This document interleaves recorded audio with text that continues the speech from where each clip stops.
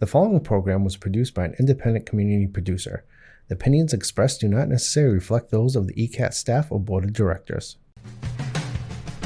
Good morning, good afternoon, good evening, good night. It's the Ron Van Dam Show. Hold on tight, things can get a bit weird, if you like that sort of thing. Hey, welcome to the program. Thanks for coming. Well, actually, you didn't have to go anywhere. Thanks for coming. What are you, sitting in a chair in your living room? What are you talking about? Thanks for coming. Was it an effort on your part? No. I guess you had to get the remote and turn it on and something happened there. But other than that, no big deal on your part. Me, I had to get dressed, put pants on. I know. Get in my car and drive to this studio, which is like 5 hours away. Not really, I'm just saying that.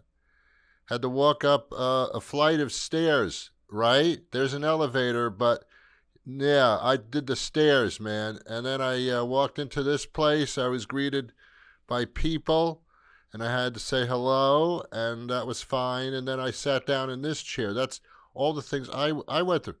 And when it's finished, I have to repeat that entire scenario backwards. You sat in a chair. So thanks for coming? No. Thanks for watching? Sure. Thanks for coming? No. Once a week I come into this studio to do the television version of what I do on the radio and the internet every single weekday. Not to brag, because I don't know if it's braggable, but I've been doing this for now 33 years. Yeah, I know. So that's that. Here I am. Welcome to the show. Thanks for coming, but you didn't... Okay, fine. What do you want to talk about today? I have a plethora of things to discuss because there's always something that bothers me. I don't ever seem to be quite content with anything. Contentment would be like if I were a Buddhist monk or something, where I would just sit in a corner, which is fine, I'm not putting them down, but just sit in a corner or wear a robe all day, and I just sit there and just contemplate and find my inner peace. Once you find your inner peace, I don't know what else there is to do. I guess you can play computer games or crossword puzzles. I really don't know, but yeah, I'm trying to find my inner peace. I know it's in there somewhere. I think it is. I think it's in there. Sometimes I'll try to meditate. I have a condition which is totally normal. Don't feel bad for me. My mind never stops going. I do not know how to rest my mind at all. It goes 24/7 and it just won't stop. It thinks of things and does a whole lot of stuff going on up there. Here's the funny part. Up here, tons of stuff going on every second, every moment. Through the rest of the body, nothing. Nothing at all. Dreams are fascinating. I've had experts, dream experts on the radio show many, many times. And to me, they're like psychics. I don't quite think they know what they're talking about, even though they're experts, because that's in their title. And I'm sure there are some dream experts, and there are many, many psychics of reality, I guess, I suppose, I don't know. But these dream people would constantly, we'd have conversation on the air, and they would tell me what certain types of dreams mean, and I would say, how do you know? Like, well, how do you know when I'm dreaming? What, are you in there? I mean, seriously, what's going on here? My dreams are far more fascinating than my real life. And I think I want to keep it that way, to be honest with you. If I went through half the stuff I go through in my dreams in real life, I'd be put away by now. And I don't know how far away we are from that. My dreams take me to places that I would never go to if I were conscious. And I'd be interacting with people that I would never want to interact with in all kinds of strange, absurd circumstances.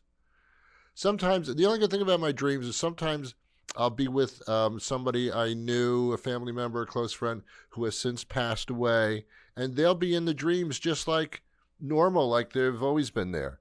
That's pleasant. Beyond that, not really. Some dreams are kind of scary and nightmarish, and then you wake up and it's like, whoa, thank God it wasn't. But like, what is my brain putting me through? I thought sleep was supposed to be the relaxation period of the day. But instead, for many people, it's your mind's going to take you to some horrifically weird situation. Let's see how you deal with it.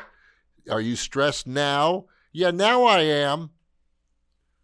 It's like I escape my sleeping in order to have a peaceful day. It's kind of like, whoa, it's backwards, isn't it? Because all the doctors tell me, Ron, you got to get a good night's sleep. That's the healthiest thing you can do is sleep. And, okay, well, all right, we're lacking there because what I do, I have to get up so early in the morning, so that doesn't work out too well. Sleep is not my friend. It's weird. And then, you get the sniffles of the cold or something, and then you're coughing and sneezing all night. It's just, it's a horrific situation. So I want to learn how to meditate. And the tough part is making your mind clear. I wish there was like a little on-off switch, like located right over the ear so it was accessible to your hand. And when you lie down, you could just like flip the switch, over your ear. But there's no such thing as that. But wouldn't that be great if you could just like switch your mind off for a period of time? Maybe it's on a timer or something. Or maybe Alexa can be a hypnotist. How about that? Yeah, Alexa, put me to sleep. Okay. That'd be wonderful. Alexa, put me to sleep at 10 p.m. Okay, putting you to sleep at 10 p.m. And I'd be lying in bed, and I'd just be like, lying there, and then 10 o'clock comes, and I'm out like a light because Alexa put me to sleep. Alexa, wake me up at 5 a.m. And then I was like, whoa, what happened? Alexa told you to go to sleep under hypnosis, and there you went. That's really wonderful. Alexa sent me to a waterfall. I think it was Niagara Falls. And I was watching the water wash over the cliff and onto the boat below with the sightseers, and the boat would capsize and all that. Anyway, it was a very refreshing dream, and it was at the waterfall, and it was a breeze, and thank you, Alexa. Yeah. Alexa is very interesting. It's turned into something that it shouldn't be. I think you know this, but you probably don't, but I think you do. If you say, Alexa, see, there's no Alexa in this particular studio. Otherwise, right now, things would be going crazy. But you can actually say, try it if you have the Alexa thing. And who doesn't? Alexa, make fart sounds for me. And she will. And she'll actually name the fart sounds. Says, would you like it to be juicy? Look, what's going on here? What AI is going crazy? Would you like it juicy? Alexa, you're embarrassing me, Alexa. A robot is embarrassing me. This is awful. Try it. It's absolutely true. Ask her to fart for you, and she will do so. It should not be. It should not be. It just should not be. Anyway, how are you? Good to be with you. I'm recording this show on a Wednesday at 11:30 in the morning, something like that. And it's what they call the middle of the winter. It's the middle of January. It's January 22nd, I believe. And the temperature outside is 10, give or take 2. It's 10. That's not the windshield. The wind chill. Windshield. What's the difference? That's not the wind chill. That's the actual temperature right now as I sit here. Overnight it was 2. Yeah, 2. It's just crazy. How cold is it outside? 2. Whoa. I'm waiting for the temperature to get to 0. That means no sugar. No sugar. It's temperature 0. No sugar. Okay. Anyway, it's very, very cold outside, and I have a dog. I have not walked my dog because even my dog looks up at me and says, "What, are you kidding me? What, are you serious? You want me to walk in this stuff?" And on top of that, the town, what a lovely town I live in too. The town actually puts rock salt down on the pavement, on the roads, which is fine. That's good. But you can't walk your dog now. So I don't know why the town can't put down pet-friendly, well, I guess that's a lot to ask. Although with the property tax that I'm paying, I should expect that. Oh, man, property tax. What am I paying for? Whose college education am I paying for? What is the tuition that I am paying for somebody? Property tax. I know, you know, I'm not a town person. I was never on the Council of Towns or anything like that. I don't know how things run in a town or a city, and I don't really care to know because, everybody, I don't have to. But I have to pay my property tax, which every single year it just goes up. Every single year. I don't remember it going down. It probably did, but that was probably in medieval times. I don't know. It's just, it goes up by hundreds of dollars every single year. And it's nuts. I'm paying about $13,000 a year, and I don't know where that's supposed to come from. If there was a tooth fairy, I'd have to have like a lot of teeth knocked out under my pillow. I have a friend who lives in New Jersey, in the Edison, New Jersey area, where Edison actually had his laboratory. It's a very expensive part of New Jersey, as most of New Jersey is now. And he's paying $28,000-$30,000, something like $30,000 a year for property tax. And my response to him is like, "What? Do you own stock in the town now? I mean, $30,000 a year for property tax? That used to be my salary in total for the whole year, and I thought I was doing well. I mean, it's incredible, man. It's just incredible." I mean, I guess I shouldn't complain. There are people that are worse off situations, but I don't know. What I wanted to talk about today, as I get older, I have realized and read that you're supposed to have a bucket list. And I don't know why I need a bucket list. If I need a bucket, I can remember that. I would go to Home Depot or Lowe's, and I would say, "Give me one of your buckets." And they'd say, "Okay." And that's the end of my bucket list. Like, why do I need a list of that? Well, I found out that's not what that is. The bucket list is supposed to be a list, as you get older, of things that you want to achieve within your lifespan. And most, if not all, of the things on the bucket list are activities that can kill you.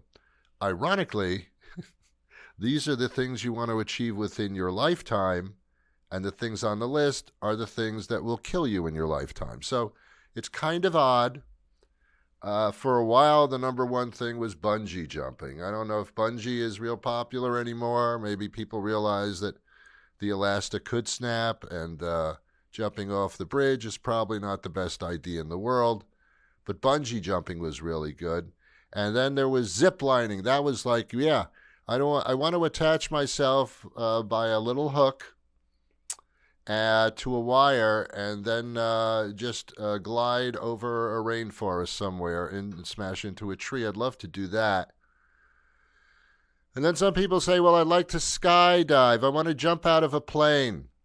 Okay, that they try to, think of ways where that won't happen. But, you want to do this. You want to go like so high up in the air that you can't even see where you are, and then jump out of the plane. And of course you have a parachute or a series of parachutes. So if the main parachute doesn't open, the second one will automatically. What happens if the second one doesn't? We don't know, because we can't interview those people because they didn't make it. Apparently the bucket list are a list of items that make you pee your pants. Apparently, it increases your adrenaline to the point where you just pee your pants. And I got to tell you, I can do that without a list. I don't need to jump out of a plane to pee my pants. Not that I do. I'm making a joke here. I'm making a joke. I don't pee my pants, all right? Just saying. Or a bucket list, sometimes it's just, well, I'd like to do this. I'd like to drive a fire truck. I'd like to, I do know somebody that on their bucket list is they want to drive a fire truck. And I'm thinking, why? So you can go through red lights? Those things are very hard to commandeer. And you do realize that when you're driving a fire truck, you're going to end up at a fire. Did you know that? Or to save some kind of a cat in a tree, which I guess is good. I really don't know. I have no idea. That's the bucket list. So I decided I don't want to do any of those things. So I created a bucket list, but I've changed it a bit. Instead of the B in bucket, I changed it to an F, and that is my list. These are the things that I definitely do not want to do, no matter what. That's my list. And so far, I'm sticking to it. Because there are two things at play. One, I could list all the things that I never, ever want to do again, or the things that I never want to do for the first time. But to be honest with you, that list would be longer than a CVS receipt, and you know how long that is. So no. So yeah, I can fill that list up very, very quickly. There's the things that I definitely don't want to do. And the great thing about getting older, you will learn, kids, that when you get older, and adults and seniors, you know this right now, there comes a point in your life where you don't have to do it anymore. No matter what it is, you don't have to do it anymore.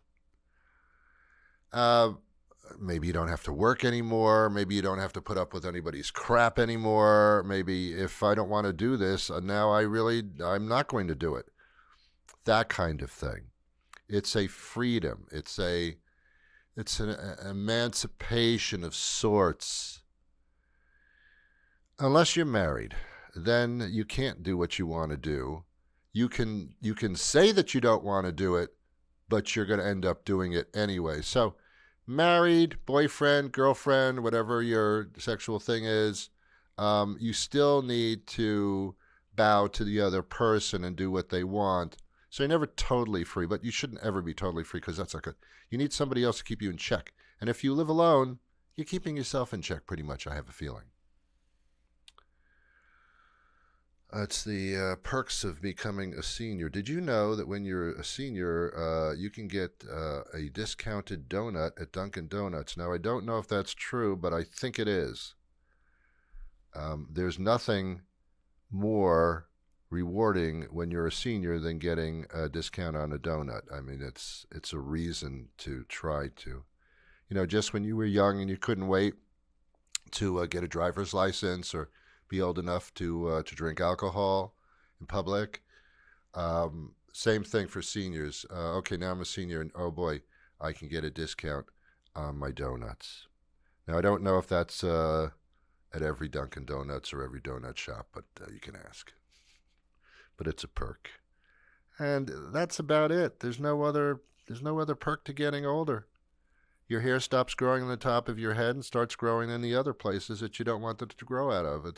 That's not a perk. It's just a thing. Getting older, people start calling you sir or ma'am or something, and that's annoying too. All of a sudden, I'm addressed by a title as opposed to anything else. That's kind of odd. It's not fun. So I have put together my my anti-bucket list, and I'm living by it, man. I am living by it. Did you ever go to Cheesecake Factory? Ooh, sounds good. It might shorten your life. It's one of those restaurant chains where they have decided, quite oddly, to list the calories in their menu items right on the menu. I'm telling you something, if you're anything like me, you cannot sit there at a table at Cheesecake Factory and honestly, happily order anything. I mean, everything looks like it will kill you on the spot. Now, not because the food's bad. I don't think it is. I don't eat there. But, I mean, it's called Cheesecake Factory. Hello, here's a clue. This is not going to be healthy food for you. We're not talking a lot about green beans and broccoli here. Although they may have it, I really don't know. But on the menu, it tells you exactly the calories that you will be consuming if you order this. And in all cases, it's like, well, I don't know if I will survive this trip. Or I can't eat again now for another 6 years, just to balance out the calorie count. So, it's a great thing. I'm glad they're doing it, but I don't know if it's good for business, to be honest with you. But thank you for your honesty. I do appreciate that. You can bring me a glass of water. How many calories in that? Oh, my God, even that, huh? Okay, fine, never mind. I read something, and I don't know if it's true, and I didn't bother to Google it because that's embarrassing to admit that I had to do that. I really, before I came here today to the studio, I was going to drive to Walgreens and check something out, but I didn't do it. So you can do this for me if you would like. CNN reports a couple of days ago that the Walgreens, Walgreens, that's, what do they call it, CVS Light? I don't know. Remember there used to be a time where on every major street corner there was a CVS and a Walgreens, like right next to, right across the street from each other, kitty corner, kitty. Every single intersection. CVS won that, didn't they? Because the Walgreens, sparse. CVS, basically next to my house half the time. Anyway, Walgreens claims that they're having a problem with shoplifting. So what they've done, this is according to CNN, don't blame me. What they've done is when you go into the stores and they have the items in a glass case with a lock on it. And in order to get the item, to buy it, you have to call a store employee over to unlock the glass case. Well, they do that for very expensive items, nicotine patches, things like that, $50 items, contraceptive things. I have no idea what I'm talking about. But apparently there's been a run on shoplifting. So what what Walgreens has done is they apparently have put their shampoo and toothpaste in a glass case. Okay, all right. I have not been to a Walgreens to check it out. I don't know if this is at every Walgreens throughout the country. I do not know. But this is a policy for many Walgreens, if not all. Go into one, and go into one anyway. They can use the business. And check it out. Is toothpaste and are the shampoos in a glass case with a lock on it, and you have to call a store employee over to unlock it in order to buy a little tube of toothpaste? Even the travel size? I don't even understand. Walgreens claims that there has been a run on smash and grab or whatever, shoplifting. And my answer to that is, duh. And I'll tell you why. Ever since the COVID years, remember those? Ever since then, people have not had a lot of money. Prices went up, not because of any governmental thing. It's because items were not available. Now they were. They raised the prices because they weren't available. Then when they became available, they kept the prices high. That's business. That's big business. Those are the people that showed up at the Trump inauguration thing. It's hard to say that word for me because it makes me nervous. But all his billionaire buddies showed up. These are the people that are basically raping you financially. Anyway, they're the ones that raise the prices to the point where you can't afford it. Well, they have to raise the prices because their suppliers, all of you guys, you're in cahoots. And the consumer, such as us, we pay the price literally. So, every once in a while, we're human beings. We take stuff. Do you work in an office? Have you taken home a roll of toilet paper or a ream of paper or a couple of pencils or some pens? Don't tell me you haven't. I haven't. But you probably have. But this is human nature. They're just little items, and we don't have money, and yet I need this, so I'm going to just shove one of these. So they were doing it to the simple items like the toothpaste and the shampoo. And Walgreens said, no, this has got to stop. We're going to put them behind the case. And then Walgreens actually said, the business is not good because we're putting some of our items behind the glass cases with locks on them. It's, we're not doing as well. Yeah, well, that's why. The public only goes to places that can successfully shoplift. Otherwise, they're going to move on to another store. Well, good, they're going to move on to another store to shoplift, but at the same time, they're not going to your store at all anymore. It's a problem. But, these stores should not be shocked that there's shoplifting going on because the American public it's got a problem. Prices went up on everything. Salaries did not. So let's see how that goes. Anyway, congratulations to Walgreens or not Walgreens. I have no idea. I really don't know. Anyway. Here's just a little tip for many of you. As I said, this show is being recorded in the middle of January. The holiday season is over. It was a couple of weeks ago. Take your Christmas lights down. Or at least don't light them up. I know they're pretty and we wish we could have those year-round. Many people do. But it also says something about you when you do that. I don't know what it says. I'm just saying. Stop doing that. Stop lighting up your outside holiday lights. There's no reason to be annoyed, but it is annoying. And that's what I want to tell you. Yeah. Now, next week, I'm going to be talking about insurance, the high cost of insurance, and the fact that many people won't be able to be insured for their homes anymore in certain aspects. For flood insurance, maybe you won't be able to get it. There could be problems with insurance because the insurance companies are in the hole by billions of dollars. And do you know what? Insurance companies will not ever be in the hole by billions of dollars. They'll pass those charges to you and me. Our house insurance will go up, even though we don't live in a cataclysmic climate. We're going to pay for them. So I just look at it as my donation to those that are hurting.